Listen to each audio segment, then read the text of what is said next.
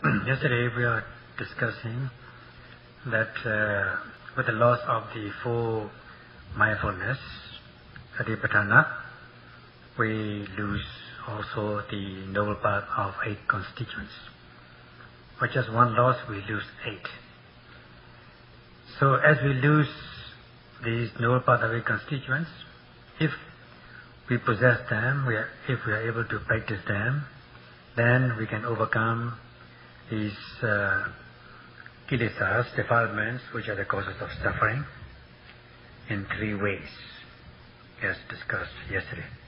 Because we do not possess or practice this noble path of 8 constituents, we cannot overcome these kilesas, which are the causes of suffering.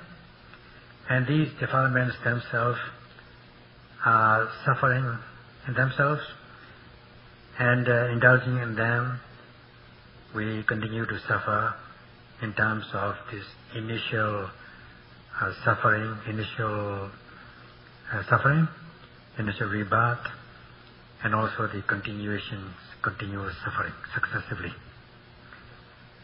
In brief, with the loss of these 4 mindfulness, 4 practices, 4 ways of mindfulness, of course the fourfold mindfulness is divided depending on the kind of objects we note. Actually, in fact, the sati mindfulness is just 1, although the satipatthana itself is divided into 4 depending on the nature of the objects noted. Mindfulness is just 1. So by just with the loss of 1 thing, we lose 8 things in terms of this noble path of 8 constituents. So we can just calculate in this way how much we suffer loss. Because of the lack of mindfulness, we lose 8 factors. And the 8 factors are also divided into 3 trainings. First of all, we have this morality training. The right speech, the right action, and the right livelihood. So we lose these trainings. We lose our physical and verbal behaviors, so that as a result of the loss, these behaviors become blameworthy, impure, gross, vulgar, and despicable. That is the first training, the training of morality. Then, about our obsessive impurities, defilements. Because of the loss of mindfulness, we also lose this impurity, pariyutthana kilesas. Because of the loss of this cross defilement, cross training, that is silasika, we also lose this obsessive defilements. We cannot overcome these obsessive defilements. So just because of this loss of sati, mindfulness, we also lose this medium type of purity. Cannot overcome obsessive defilements. We were said to have lost this medium training. This is the training of concentration, samadhi sikha, which is basic for the training of wisdom, panya sikha. By being able to cultivate our mindfulness in a concurrent manner, to see the true nature of the objects noted, gaining insight from the basics and advancing through the levels of insight. This is the third training. We also lose this third training. So, because of lack of mindfulness, we are overcome by these impurities in 3 ways. Gross impurity, medium impurity, and refined impurities. So we endure suffering. We suffer because of these three kinds of impurities. And indulging in them, with wrongful thought, word and deed, they also become the cause of future suffering. So, by the loss of just one thing, namely mindfulness, we lose all these three trainings. First of all, because of the loss of the first training, we cannot behave ourselves as a worthy human being because of impurity in our physical and verbal behaviors. So we lose this basic human conduct.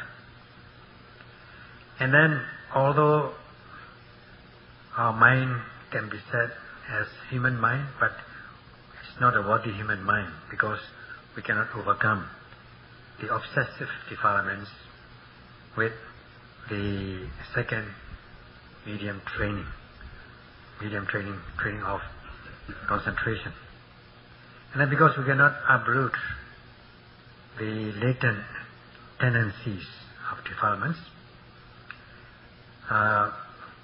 we lose that also. We cannot, because if we cannot overcome these latent tendencies, these tendencies can come up, can surface any time or occasionally, and then there can be this mental misbehaviors which can be translated into physical and verbal misbehaviors. So we may lose our basic human conduct because we cannot uproot or overcome these latent tendencies. So in this way we lose this panya sikha, the wisdom training. Therefore, with loss of mindfulness, we lose all these three trainings. This is what we discussed yesterday. But just the loss of one thing or four things in terms of satipatthana, this is followed by the loss of the path, the lofty path, the practice of high-level discipline to weaken or eradicate our impurities. So that will lead to suffering. But one may ask, do you suffer totally? Don't we get any pleasure at all?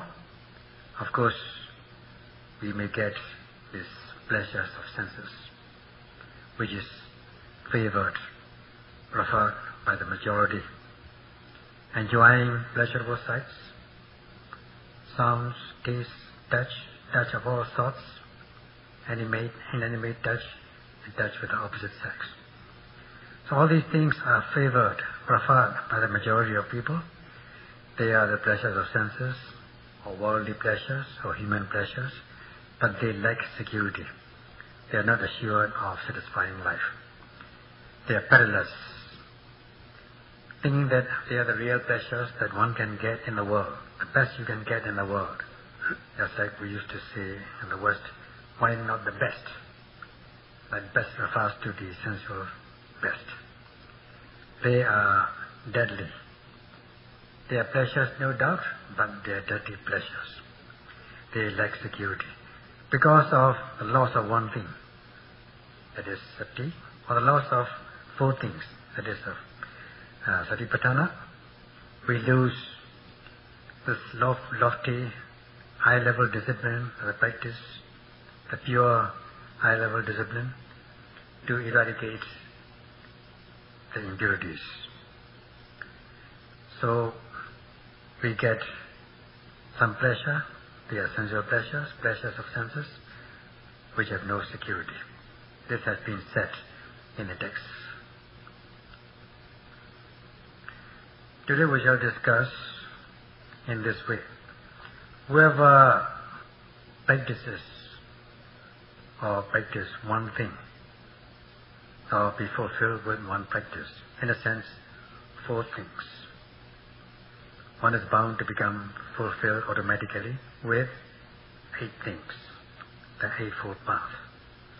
Then we can overcome the causes of suffering and realize the blissful, real happiness, thus become the person who is delighted in the Dhamma. So the topic is that whoever activates mindfulness of the four objects of attention, every time one does that, namely the four objects are Kaya, Vedana, Citta, Dhamma. Kaya, body or materiality. Vedana, sensation. Citta, mind. Dhamma, general objects. If whoever practices this, the mindfulness of these four objects, will automatically be fulfilled with the practice, the right practice, to lead or practice of the right way, leading to the cessation of suffering. In other words, one will become fulfilled with the noble pathway constituents. That is what is meant. Today we shall discuss this subject.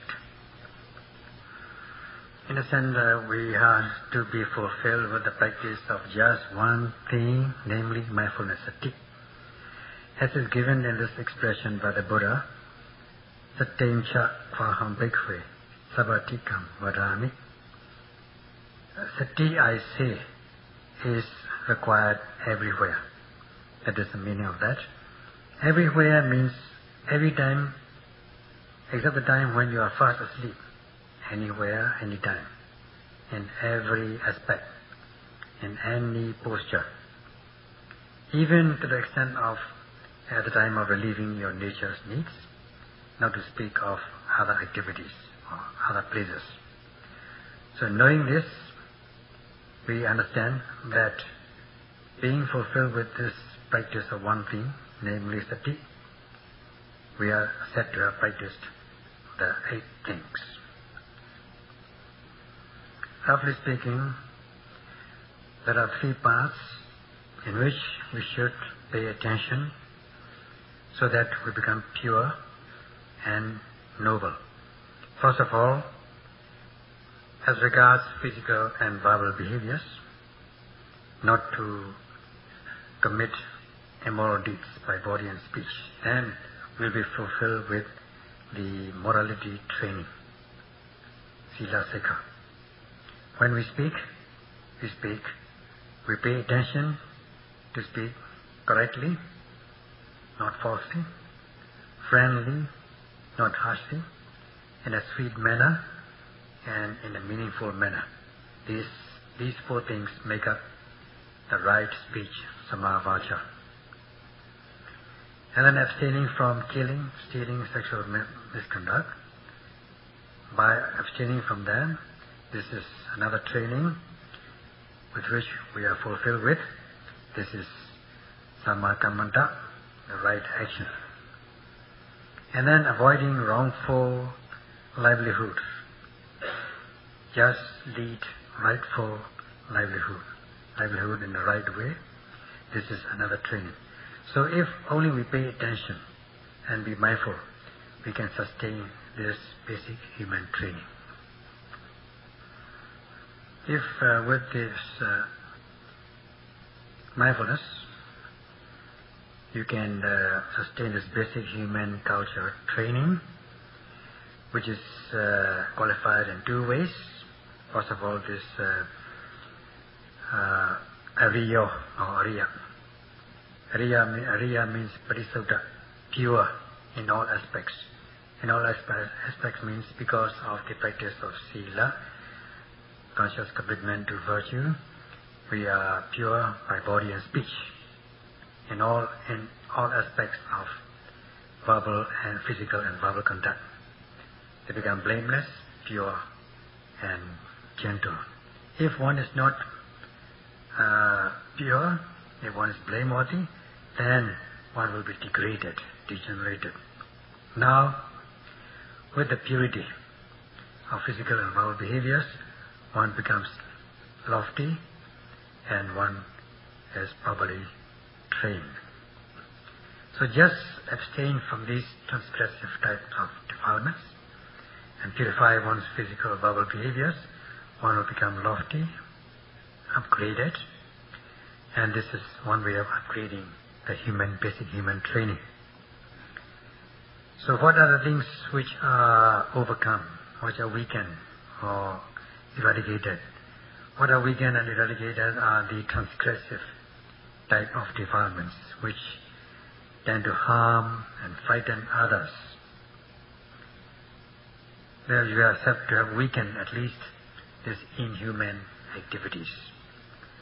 So by being fulfilled with this, you have another quality, that is sammadrikakayagami. This is the path leading rightly to the cessation of defilements, in this case transgressive type of defilements. So these two qualities. First we have Ariya or Aryo, pure and noble, and then secondly sammadrikakayagami, rightly leading to the cessation of suffering due to transgressive defilements. So at once one is said to be uplifted. One's human quality is uplifted by this path. So these two things, these two qualities can uplift one's human status. So this in itself is basically satisfactory. So now yogis are sustaining these 8 precepts not to weaken or break them. They're properly upheld. So because they are mindful also to uphold these precepts, training precepts. In this way, by upkeeping these training precepts, they are all said to be fulfilled with the 3 constituents, namely samavacha, the right speech, samakammata, the right action, and samājiva, the right livelihood. So basically they become pure by body and speech, so that they become blameless, cultured, gentle, and affable. So in this way they are weakened at least this gross transgressive form of defilements with the conscious commitment to training precepts. So this as such is good and basically satisfactory. If one is not mindful, which leads to wrongful physical, verbal behaviors, then at that moment one is said to have been overcome by this transgressive, gross, vulgar defilements such as greed, hatred, and so on. But these things don't happen in others, they will happen in yourself. They are internal, close, dangerous enemies, enemy within, called Veda and Pali. Enemy within, the closest. And so long as one cannot overcome this enemy, there will be no peace. As for these personal enemies, you encounter at times, or rarely, if you know how to associate in the society, how to move about in the society. You don't have to be too much mindful about that. Just a slight mindfulness will be good enough. As for this internal enemy within, you need very strong mindfulness, powerful mindfulness. If not, you're bound to land into dangers. Because you're not able to overcome these enemies that you have created will react, will retaliate, take revenge. And in this way, there will be more and more enmity. If an enemy within is not cooled down or subdued, then these individual enemies, personal enemies also will not be subdued. If the internal enemy within is subdued, then automatically these external personal enemies will also be subdued. Because of this presence of these enemies within, you will be subject to 4 kinds of dangers. First of all, the danger of self-blame. Blaming yourself, having regrets for things you have done, because you know best what you have done, even if other people do not know. This is known as Attanuvada. And then on top of that, it may be sanctioned by the wise people of the society, or ostracized by the society because of your misdeeds. This is another danger. And then the danger of Dandavaya, that is the first one is Attanuvada and Paranuvada. That's the second one. And as for the third danger, Dandavaya, a danger of being punished either by your enemies that you have committed, you have created, you'll be punished by them, or you'll be penalized by the discipline by law, if you break the law. So this is another danger. Now the fourth danger is because of your bad intentions in doing misdeeds. Just like taking poisons, if you take poisons, you are bound to suffer as a result of taking poisons. So you are bound to reap unwholesome negative results. This is known as Dugati, and this you will suffer all along your lifetimes, future lifetimes. So these are the four dangers you are going to meet with if you are not able to subdue or overcome this enemy within. So, because you are able to overcome this enemy within with the practice of mindfulness, with the overcoming of transgressive forms of defilements, with the physical and verbal behaviors, you are able to overcome and subdue these enemies within. How wonderful it is. This is the benefit of that practice. And this is given by these two qualities, Ariyo, that's pure and noble, and Sammadukakaya, Sammadukakaya Gami, rightly leading to the cessation of suffering, in this case suffering. As for this wrongful behaviors by body and speech, the virtuous, the wise despise them, detest them, were afraid of committing such things. These two wholesome mental states, detesting and fear, the healthy shame, healthy fear, are two wholesome mental states which can reinforce one's mindfulness sati. And also as regards internal enemy, when detesting the formation of enemy within, fearful of forming enemy within, one can reinforce one's mindfulness. So if the mindfulness is reinforced with these two wholesome mental states, it will be very strong, and it will become very easy for you to abstain from wrongful word and deed. So in this way, you can control yourself and at the same time not harm others. Others are protected. So accomplishing two things at the same time. Now this is how one can accomplish two things at the same time. With the practice of these two wholesome mental states, guilty consciousness and the fear to do unwholesome things, you control yourself, practice the restraint of misbehaviors by body and speech in yourself, and by doing so, you are also protecting others, so that others are not harmed. That is the first way. And then another way is, as much as you don't like to be done in a wrongful way, you have sympathetic feeling and compassionate feeling not to harm others.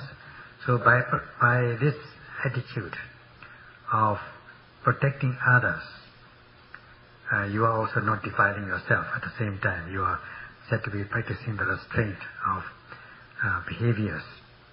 The second part is having this attitude of protection of others in the main, which is the main thing. And then as a subsidiary, as a corollary to this, you can also control yourself so that you are not defiled So in this way, you can accomplish two things at the same time.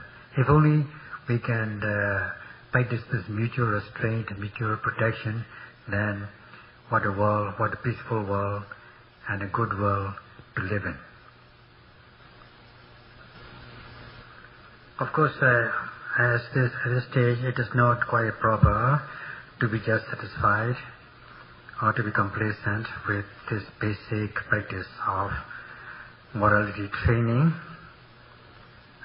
If you just think about it, if you leave your mind unrestrained, uncontrolled, especially uncontrolled in respect of the sensual pleasures, kama gunas, without controlling mindfulness, because of lack of control, the mind will become delinquent, just like the children. It'll go here and there. And as I said, the mind delights in unwholesomeness, especially the mind will go to these sensual pleasures. And if there is this desirable objects, there can be this desire, and desire on a moderate scale, and then the desire on an extreme scale becomes greed. And then about disagreeable objects, there will be aversion, dissatisfaction, and not knowing the obvious objects which arise in your body, because you don't notice it. You will not be aware of the nature of these objects.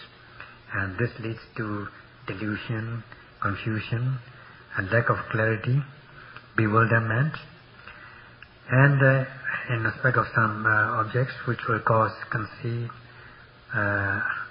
you'll be conceited, and the same thing goes with envy, avarice, and so on. All these impurities are bound to enter every second of the time as long as you lack mindfulness. Then the mind will become impure and blameworthy, so that they will not become affable. They will be gross and vulgar, because they will not be virtuous. They will be ignoble, not noble. And then, because of this obsessive kind of defilements arising in your mind very strongly, you are bound to suffer as a result of these defilements. So just leave the mind uncontrolled every second. At least your mind, at least you will be attacked by this delusion, bewilderment, even if you are not subject to greed and hatred. So in 1 minute, if you leave your mind uncontrolled for 1 minute, then at the rate of 1 delusion per second, you'll have 60 delusions. You'll be deluded 60 times. And in 1 hour, you'll be deluded 3,600 times. So this is because of your indulgence, because of the lack of control of the mind. So because of the lack of control of the mind, to purify aim properly, dark exercise on the dot, and exertion of energy. With this exertion of energy, the virya kliyatas are not excessive. Kliyatas are not given the place. That is, by not giving a place, they are said to be overcome. And then because of your activated mindfulness, because your mindfulness follows closely an object of observation, you are said to be protected from these harms. As it's given, as we have discussed already, when we talk about the qualities of sati, mindfulness, in terms of this manifestation, it has this quality, namely the manifestation of protection or guarding. Areka Vesipadana. That means a mind has a mindfulness has the quality of, or mindfulness has the ability of protecting, guarding one's mind, protecting from impurities. So with the moral practice, the practice of morality, you are able to overcome yourself And with the practice of samadhi, expression as is given halfway before samadhi, your mind will not be distracted, there will be no distraction, there will be no restlessness, no scattering of mind. Instead, the mind will fall cool, calm and collected on the objects, noted. And there will be no distraction, no remorse, no restlessness, no regrets about things undone, good things undone or bad things done. So the unity of Paṇḍitā Sayadaw. In this way you are pure, very pure, or Paṇḍitā. And if you are pure, you become lofty, noble. This is given by the expression outermost. Besides this quality of samadukkhayagami, leading to Kayagami, leading the path, leading to the right path, leading to the cessation of suffering as a result of these impurities.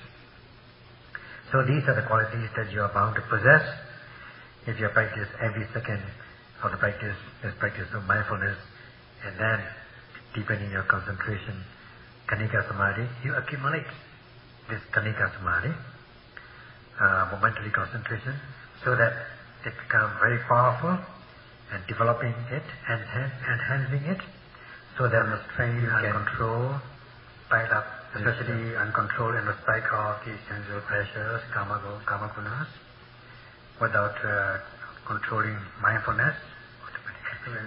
Because of lack of control, the mind will become delinquent, just like the children. It'll go here and there, and as I said, the mind delights in unwholesomeness, especially the mind will go to these sensual pleasures, and if there is this desirable objects, there can be this desire, and desire on a moderate scale, and then the desire on an extreme scale becomes greed. And then about disagreeable objects, there will be aversion, dissatisfaction, and not knowing the obvious objects which arise. Thank you. Another translator. I'm relieved.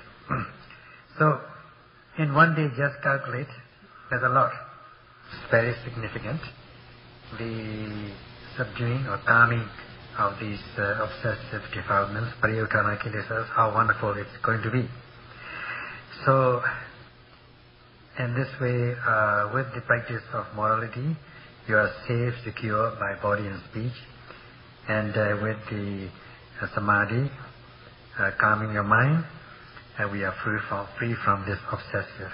You have reached the cessation of defilements as a result of these obsessive defilements. So it is very satisfying even within one day. The encouragement which he has been giving up this time is not from his own idea, but it is Buddha's own encouragement. Buddha has propounded these two things, namely kusita hina virya and arada virya. As for the first one, this is the kind of person who does not wish to exert energy in the beginning, and even if he or she exerts energy in the beginning, very soon he or she gets exhausted or burned out, and in the practice to purify one's mind. In short, such a person is a lazy person. Then he or she will be accepting these kilesas because of the slackness, and because of these exhaustion and burning out of energies. As such is hina virya, very low type of energy. This is one aspect, or one kind of person. There's another kind of person, arada virya, has his or her energy already started, is sustained, a person with a sustained energy, already started the energy, and also has reached the stage of exertion of energy in order to overcome the difficult situations, sluggishness and so on, by boosting up his or her energy. So this with unflinching energy, to note every arising object, not to miss them, and this is one kind. So out of these two kinds, the Buddha said that better than 100 years in the life of this lazy person is a life of this energetic person, is a day in the life of an energetic person. That means one day in the life of this energetic person is better than 100 years of the life of this lazy person. So you can evaluate your own existence, how worthy you will be with the practice of mindfulness. So we have come only these two trainings as yet, namely the moral as sila saika, morality training, and samadhi saika, concentration training. Only these two things which make up samatha, tranquility practice, tranquilizing and subduing the negative states or hindrances to progress, as we have discussed before, obstacles to progress, the negative states of mind, with the practice of viriya, sati, samadhi, energy, mindfulness and concentration. So in this way we are protecting with sati, with mindfulness, protecting our mind of impurities, and with concentration we are collected, our mind is calm and collected without any remorse, regret or distraction or restlessness, because we are practicing these three things which make up samatha, viriya, sati, samadhi. So every time we cultivate these three wholesome mental states, viriya, sati, samadhi, we are said to be practicing one time of samadhi or one moment of samadhi. So in samatha. So how nice to spend with this tranquility practice, samatha, with the application of viriya, sati, samadhi in one day even. So you can just imagine, as this Buddha say, that better than 100 years in the life of a sluggish or lazy person is a day in the life of this energetic person. By precise targeting on the dot, one becomes skilled in due course. Then one will not think about these wrongful thoughts of sense of pleasures, miccha vitaka, wrongful thoughts. One's mind will not overshoot or slip off to these immoral thoughts, miccha vitakas. Instead, because of the right aim, there will be good thoughts. And because of the power of energy, the mindfulness will be activated, and the mind will become very serene, calm, and these wholesome mental states will arise continuously so as to overcome these gross form of impurities. The mind also will become very subtle, refined, and gentle, and the practice getting settled in the practice, and the noting mind arises automatically without too much effort. At this practice, one may even hold one self-esteem higher, and hold oneself in high esteem. That do I still have any impurities in my mind? Am I totally pure? Have I got rid of these impurities totally? So this is Tatanga Baha, this temporary or momentary eradication or overcoming of impurities. As one sustains mindfulness with the precise targeting and application of this exertion at every arising object, there will be part-time cessation of impurities. That is given by this Tathangabhahana, temporary overcoming of these impurities. And if one is able to do it continuously, practice continuously, and one can distance these defilements, impurities, farther and farther away, so that one becomes more and more free from these impurities.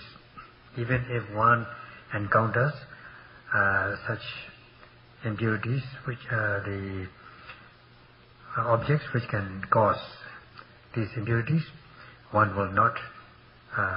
these impurities will not happen. One's mind will not be defiled. One will not have this greed or hatred and so on. So this can lead to self-esteem. One may hold oneself in high esteem. This is the result of Vipassana, distancing, the quality of distancing one's impurities or defilements. This is gaining another quality. As much as one's dirty mind is concurrent with the object of attention, and knowing the nature of these objects noted, there will be this insight knowledge, wisdom, and this concurrency, this concurrent mindfulness is samma sankappa, the right aim, and then this knowing the nature is samma ditti, right view or right understanding, and these two constitute panya sekha, wisdom guru. And you don't have to do it purposely. This will rise as a natural result of the practice, the prior practice of mindfulness. Due to the prior practice, this panya sekha is bound to arise as a natural result, as much as the noting mind is concurrent, and there will be this knowledge of the nature of the objects noted. With the cultivation of this panya sekha, the wisdom training, the latent tendencies of impurities will be uprooted momentarily. Now we have weakened these two previous impurities, namely Videgama kilesas, transgressive or gross forms of impurities, and Pariyutthana kilesas, obsessive or medium type of impurities. We have weakened them. And in this way, because we are free from these three kinds of impurities, we are said to possess this quality of ariyo, purity, at that very moment. And with the purity, one will become lofty, high, noble, Uttama, and then one is said to be walking the path leading to the cessation of defilements as a result, suffering as a result of these defilements. So the Buddha has said that whoever practices the noble path of the four foundations of mindfulness, Satipatthana, one is bound to be fulfilled with these two qualities, namely Ariya, purity, and Samadukkhaya Agami, leading to the cessation of suffering as a result of these right path leading to the cessation of suffering. So, and also one is said to be fulfilled with the three kinds of training. Or, put it another way, with the practice of the four things, one is fulfilled with 8 things. With 4 things, one gains 8 things. In another sense, with one thing, just one thing, one gains 8 things. So one should be inspired in this way. Just with the practice of sati, you are bound to get these qualities in terms of ariya, purity, and Samma Dukkha Khyagami, the right path leading to the cessation of defilements, or suffering as a result of defilements. So walking the right path, you reach the right destination. And knowing this kusita hina virya, this is sluggishness, will not lead to a worthy life, worthy existence, and one should practice this arada virya, sustained energy, to have a worthy life, to live a worthy life, and cherishing it, we should be able to live with this arada virya. That's all for today.